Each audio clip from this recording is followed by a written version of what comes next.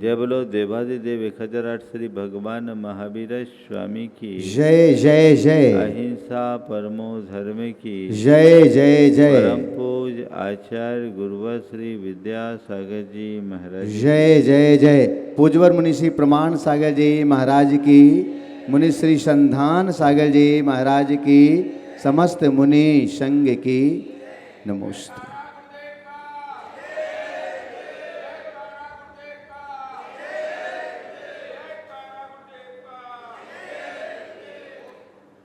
सुनना, समझना, स्वीकारना और सुधारना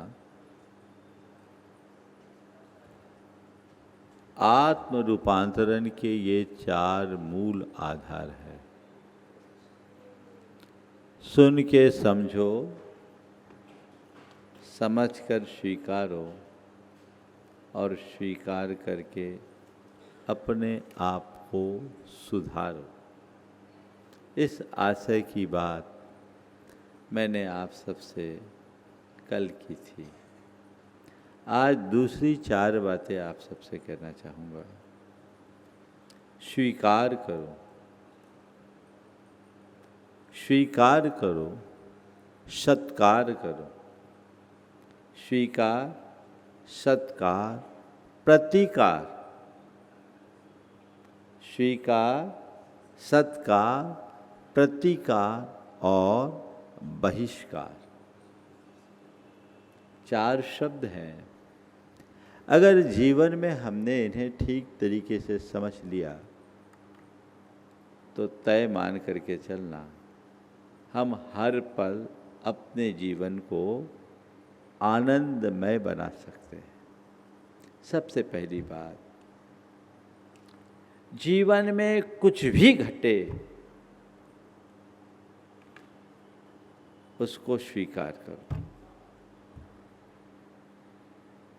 कुछ भी घट जाए, अच्छा बुरा, संयोग वियोग, अनुकूल प्रतिकूल, हानि लाभ, सबको स्वीकार करो। और देखो, हमारे पास स्वीकार किए बिना और कोई दूसरा चारा भी नहीं है क्या? आप लोगों के साथ जब कुछ अघट घटता है तो आप लोग क्या करते हो? खूब हाथ पांव मारते हो और सब कुछ हो जाने के बाद कहते अब हमारे भाग में यही बदा था। क्या? यही बदा था। अरे भाई, जो बात तुम आखिरी में याद कर रहे हो उसे पहले ही स्वीकार लेते तो कोई कठिनाई होती क्या? हमारे दुख का कारण क्या है? मन की विरुद्ध परिस्थितियां या हाँ हो विराज, मन के विरुद्ध परिस्थितियां या हमारे अंदर की अस्वीकृति का भाव। हाँ? अभी आप लोग बैठे हो, जमीन पे बैठे हो, कुछ लोग सोफा और कुर्सी पे बैठे हैं। आपको बुरा लग रहा है क्या? क्यों?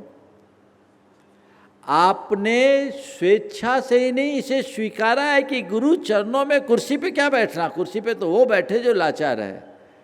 मैं तो गुरु चरणों में आया हूँ, उनका अनुरागी बनकर आया हूँ, मुझे नीचे बैठना है। यह आपकी स्वीकृति है, आप आनंद में हो। और इसकी जगह अगर कोई आपको जबरदस्ती बिठाए कि नहीं ये लोग ऊपर बैठेंगे, आपको नीचे बैठना पड़ेगा, फिर क्या होगा? बात समझ रहे? बहुत छोटी सी बात है। चीजें अपने हिसाब से होती है, ना वो हमें सुखी करती है ना हमें दुखी बनाती है। उसके साथ जुड़ा हुआ स्वीकृति और अस्वीकृति का भाव हमें सुखी और दुखी बनाता है। ये भाव किसका है? मेरा। जगाना किसको है? मुझे। तो क्यों ना हम ऐसा मार्ग अपनाएं जिसमें मुझे स्वीकार भाव आ जाए। क्यों स्वीकारना? इसलिए स्वीकारना कि संसार में जो कुछ भी घटता है वह सब कर्मजन्य संयोग है। संयोग मेरे अधीन नहीं है, वे सब शुभाशुभ कर्मों के अधीन हैं। जो मेरे नियंत्रण में है मैं उसके लिए प्रयास कर सकता हूं, पर जो मेरे नियंत्रण से बाहर है उसके लिए मैं क्या प्रयास करूं? मेरे बस का ही नहीं। वो मेरे नियंत्रण से बाहर है तो उसके लिए मैं क्या प्रयास कर सकता हूं? मेरे लिए, उसके लिए, मेरे पास उसके लिए कुछ भी नहीं है। चलो, मन तो एक्सेप्ट नहीं करता, राजी नहीं होता, पर जिसको मन चाहता है वो सब तुम कर सकते हो क्या? तुम्हारे हाथ में है? बोलो, तुम्हारे हाथ में क्या है? ये शरीर तुम्हारे हाथ में है, ये रूप तुम्हारे हाथ में है, तुम्हारा धन वैभव तुम्हारे हाथ में है, तुम्हारा स्वास्थ्य तुम्हारे हाथ में है, तुम्हारा संबंध तुम्हारे हाथ में है। क्या है तुम्हारे हाथ में? तुम्हारी आने वाली सांस भी तुम्हारे हाथ में नहीं है क्या? तो क्या करो? सहज भाव से स्वीकार करो। अच्छा बुरा जो घट जाए कर्म का योग मानकर उसे अपने जीवन का हिस्सा समझकर स्वीकार करो, मजे में रहो। जो है मेरे भाग्य का है, मुझे स्वीकार है, मुझे शिरोधार्य है। अंदर आ जाए ये भाव, पूरा भार खत्म। आप देखो, कुएं से पानी निकालने का अनुभव होगा, निकाला ही होगा कभी न कभी। जब कुएं से पानी निकालते हैं, पानी की बाल्टी पानी की सतह से जब तक नीचे रहती है, वजन लगता है क्या? क्या है? पानी के सतह के नीचे रहने से वजन नहीं लगता, गुरुत्वाकर्षण का अपना सिद्धांत है। पर मैं दूसरे संदर्भ में कह रहा हूँ, जब तक पानी की बाल्टी पानी की सतह के नीचे होती है उसका भार नहीं लगता, लेकिन जैसे ही सतह से ऊपर आती है भार लगने लगता है। मैं तुमसे कहता हूँ, जब तक तुम्हारा जीवन स्वीकार भाव के जल के प्रवाह के अंदर रहेगा, निर्भार रहेगा, उससे ऊपर आते ही भार हो जाएगा। स्वीकार करो। ठीक। अब दूसरी बात, स्वीकार करने के बाद सत्कार करो। दुष्प्रसंगों को स्वीकार करो और किसी का दुर्व्यवहार हो तो उसका सत्कार करो।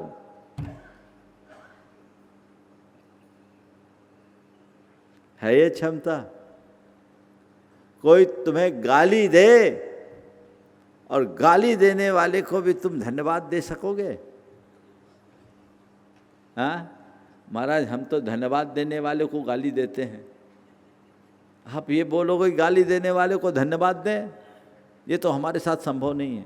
लेकिन मैं बताता हूँ आपको कि धन्यवाद देने वाले को आप भले प्रत्युत्तर में धन्यवाद दो या न दो, लेकिन यदि कोई गाली देता है और मेरे द्वारा बताए रहस्य को जान लोगे तो तुम धन्यवाद देने का मन जरूर बनाओगे। धन्यवाद देना चाहिए। क्यों? किसी ने गाली दी, दे दी। क्यों दिया गाली? क्यों दिया गाली? उसके अंदर जहर भरा था, वो निकाला। मुझ पर ही क्यों उछाला? क्योंकि मेरे कर्म का उदय था। वो उसने अपनी गंदगी मुझ पर उड़ेलने की कोशिश की, मेरा निमित्त बना मेरा कर्म। अब वो गंदगी उड़ेला और मैंने उसे एक्सेप्ट कर लिया तो मैं अपने आप को गंदा बना लिया। बनाया कि नहीं बनाया? बोलो। किसी ने गंदगी उड़े ली, हमने उसे स्वीकार किया, तो वो मैं अपने आप को गंदा बनाया ना, स्वाभाविक है गंदा बनेंगे। लेकिन किसी ने गंदगी उड़े ली और मैंने उसे अस्वीकार कर दिया, तो मेरे अंदर के कर्म भी उस गंदगी में जाकर बाहर चले गए, तो मेरे अंदर की गंदगी साफ हुई। तो जो मेरे भीतर की गंदगी साफ करने में सहायक बने, उसको धन्यवाद देने में क्या बुराई है। अध्यात्म लो। अगर किसी ने मुझे कुछ कहा, मेरा अपमान किया, मैंने अपने आप को अपमानित महसूस नहीं किया, मुझसे अपशब्द किया, मैं क्षुब्ध नहीं हुआ, तो क्या किया? उसने मेरा अपमान नहीं किया, मेरे कर्म झड़ाने का मुझे अवसर दे दिया। मेरा अपमान नहीं, मेरे कर्म झड़ाने का मुझे अवसर दे दिया। बोलो, कर्म झड़ा मतलब क्या है? तुम्हारा कर्जा उतरा, और कोई तुम्हारा कर्जा उतार दे तो तुम उसको धन्यवाद देना चाहोगे कि नहीं? बोलो, ईमानदारी से बोलो। ऐसा कर्जा जो तुम अपने बूते उतार नहीं पाते, और ऐसे कर्जे को यदि कोई आके उतार दे तो उसको धन्यवाद दोगे कि नहीं दोगे? बोलो हिमांशु, हाँ दोगे ना? दोगे ना? तो भैया, किसी ने तुमसे अपशब्द कहा तो तुम्हारा लिया कि दिया? बोलो, अगर किसी ने तुमसे अपशब्द की कहा तो उसने तुम्हारा लिया या दिया? हाँ, लिया। लिया नहीं, तुम्हें दिया है, पर तुम लेना नहीं चाहते हो। देखो क्या है, अपशब्द कहने वाला हमें कब देता है, और अपशब्द कहने वाला हमारा कब सब कुछ हरता है, दोनों कंडीशन है। किसी ने अपशब्द कहा, तुम अपशब्द से प्रभावित हो गए, तुम्हारे सद्गुणों को उसने हर लिया। और किसी ने अपशब्द कहा, तुम उससे अप्रभावित रहे, उसने तुम्हारे कर्म के कर्ज को उतार दिया। लिया नहीं, दिया। क्या किया? लिया कि दिया? बोलो तो थोड़ा जोर से। अब जिसने दिया उसको धन्यवाद देना चाहिए कि नहीं? बोलो। तो कोई अपशब्द कहे उसका सत्कार करना चाहिए कि नहीं? बोलो। गुरुदेव ने एक हाइकू लिखा, जिनसे मेरे कर्म कटे, जिनसे मेरे कर्म कटे मिटे, वे शत्रु कैसे? वे शत्रु कैसे? वे शत्रु नहीं है भैया। मैं जिनसे मेरे कर्म कट रहे हैं वो मेरा शत्रु नहीं। तो भैया अच्छा है, तू कहने को अपशब्द बोला, चलो दो फायदा हो गया, तेरे अंदर का गुबार भी निकल गया और मेरे अंदर का बुखार भी उतर गया, सब बराबर। मेरा कर्म कटा है, ऐसी आध्यात्मिक सोच यदि मनुष्य के अंतर मन में जग जाए वो कभी दुखी नहीं होगा। और भावना योग हमारे अंदर ऐसे ही क्षमता को विकसित करता है। भावनात्मक संतुलन बनाए रखने की शक्ति आध्यात्मिक चेतना के विकास से ही संभव है। अंतरंग में ऐसे भाव जगाइए, जीवन में एक नया प्रवाह प्रकट कर लीजिए। मजा है ना? तो क्या है, यदि कोई मुझे ऐसा कहे तो मुझे उसका क्या करना है? सत्कार करना है, उसका भी रिस्पेक्ट करो। उस दिन प्रयोग करके देखो, ज़्यादा कुछ मत करो, एक दिन का करो। आज दिन भर यदि कोई मुझे गलत कहेगा मुझसे गलत व्यवहार करेगा, मेरे अपेक्षा के विरुद्ध बर्तन करेगा, तो भी मैं उसे धन्यवाद ही दूंगा, उसे सहज रूप से स्वीकार करूंगा। एक दिन के लिए कर सकते हो कि नहीं कर सकते? बोलो बोलो, कर सकते हो? अनूप भाई कर सकते हैं? एक दिन के लिए करके देखो, फिर मजा देखो उसका, फिर मजा देखो। अरे उसने मेरे लिए ऐसा पोस्ट लिख दिया, आजकल तो यही चलता, मेरे लिए व्हाट्सएप चला दिया, उसने फेसबुक में ऐसा लिख दिया, इंस्टाग्राम में ऐसा। अरे लिख दिया सो लिख दिया, वो उसकी बीमारी थी, निकाल दिया, मेरा क्या लिया? एक बार कोई प्रसंग था, कुछ लोग कुछ अनर्गल बातें लिख रहे थे, तो मुझसे कहा महाराज जी हम लोगों को इसका प्रतिकार करना चाहिए, इससे अपनी छवि खराब होती। तो मैंने कहा उनने अगर मेरी छवि बनाई होगी तो वो मेरी छवि खराब करेंगे, उनने अगर मेरी छवि बनाई होगी तो वो मेरी छवि खराब करेंगे। मेरी छवि तो किसी और ने बनाई नहीं, और जिससे तुम मेरी छवि मान रहे हो वो मेरी छवि है ही नहीं। मेरी छवि तुम ये ऊपर की छवि को मान रहे हो ना, ये मेरी छवि कहाँ है? ये तो मेरा भ्रम, ये तो मेरे मन की कल्पना है, और इस काल्पनिक छवि को ही लोग अपनी असली छवि मानते हैं, इसलिए पूरी जिंदगी दुखी रहते हैं। ये नाम रूप मेरी असली छवि नहीं है, मेरी असली छवि मेरे भीतर है, अनाम अरूप, वही मेरा स्वरूप है जो अजर अमर अविनाशी है, वो मेरी छवि है। मैं उस छवि को पहचानता हूं, उसको न कोई बना सकता है न बिगाड़ सकता है, क्योंकि वो छवि शाश्वत छवि है, अजर है, अमर है, अविनाशी है। मैं उसका श्रद्धानी हूं। ये अध्यात्म अंदर प्रकट हो जाए तो कभी विचलित नहीं हो सकते, पल भर को विचलित नहीं होगे, क्षण मात्र को परेशान नहीं होगे। कोई करे सत्कार। आज के समय में धर्मी लोगों को आत्मज्ञान की सबसे ज़्यादा जरूरत है, स्वरूप के श्रद्धान की आवश्यकता है, किताबी आत्मज्ञान नहीं। कई लोग आत्मज्ञान पर प्रवचन दे सकते हैं, लेकिन उनको आत्मा का ज्ञान ही नहीं है। अंतरात्मा को पहचानो तो जीवन की जो मस्ती है ना, वो अद्भुत होगी। स्वीकार करो, सत्कार करो, अब प्रतिकार करो। किसका? किसका? दोषों का प्रतिकार करो। किसका प्रतिकार करो? दुख को स्वीकार करो, दुख को स्वीकार करो और दोषों का प्रतिकार करो। दुर्व्यवहार में सत्कार करो, दोषों का प्रतिकार करो।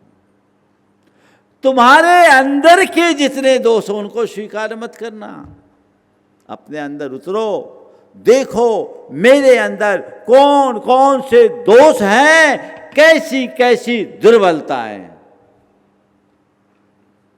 उनका प्रतिकार करो। धीरे धीरे धीरे धीरे उनका प्रतिकार करना शुरू कर दो। जब मैं अपने दोषों और दुर्बलताओं का प्रतिकार करूंगा, मेरे अंदर सुधार होगा, जीवन का निखार होगा।